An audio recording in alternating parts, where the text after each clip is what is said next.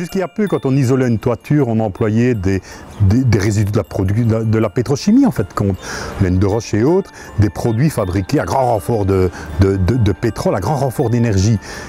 Ces produits avaient un deuxième problème, c'est que quand le bâtiment était en fin de vie, en fait, compte les isolants, à part aller à la décharge, on ne savait pas faire grand-chose avec. Et donc on vient développer depuis quelques années déjà, et à Nature et Progrès, on fait la promotion des isolants naturels, dont la cellulose de papier. La cellulose de papier, vous verrez, c'est un isolant formidable qui peut être facilement utilisé en toiture pour avoir une isolation quasi parfaite. Et c'est un produit qui est issu du recyclage du papier. Donc en fait, on donne une seconde vie à nos vieux journaux, à nos vieux papiers.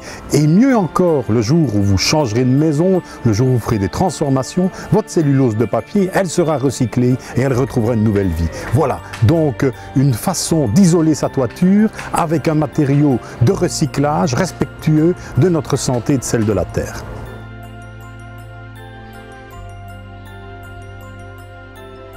Donc la cellulose a comme avantage principal une rapidité de mise en œuvre et donc un prix qui en général est très compétitif, plus tous les avantages d'un matériau qui est durable et qui est sain, tant pour les poseurs que pour les clients qui vont vivre après dans la maison.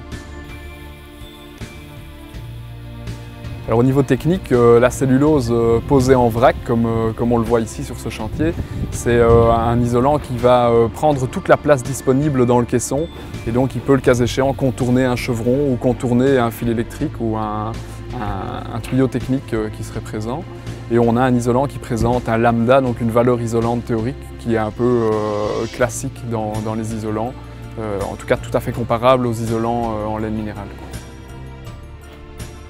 Donc au niveau tant de la matière isolante que de la façon de la placer, il n'y a pas vraiment de différence majeure. Donc on va chaque fois travailler avec un frein de vapeur qui est souvent une membrane souple qui vise à empêcher l'humidité ou la vapeur d'eau d'entrer dans l'isolant pour migrer vers l'extérieur. Et un isolant peut en général être placé tant au sol qu'au mur qu'en toiture.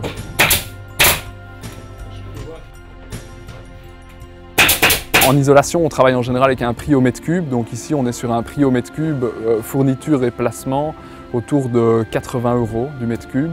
Donc ça veut dire que, traduit en surface, pour une personne qui souhaite mettre 20 cm d'isolation, ça fait 16 €.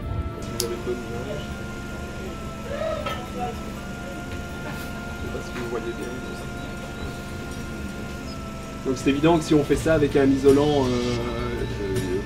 sans s'attaquer à une marque ou une autre, mais dans des matériaux qui sont plus d'ordre polyuréthane et plastifiés, c'est évidemment plus catastrophique. Ici, vous voyez, j'ai la flamme depuis 30 secondes ou une minute, et on est sur quelque chose qui ne s'enflamme pas, quoi.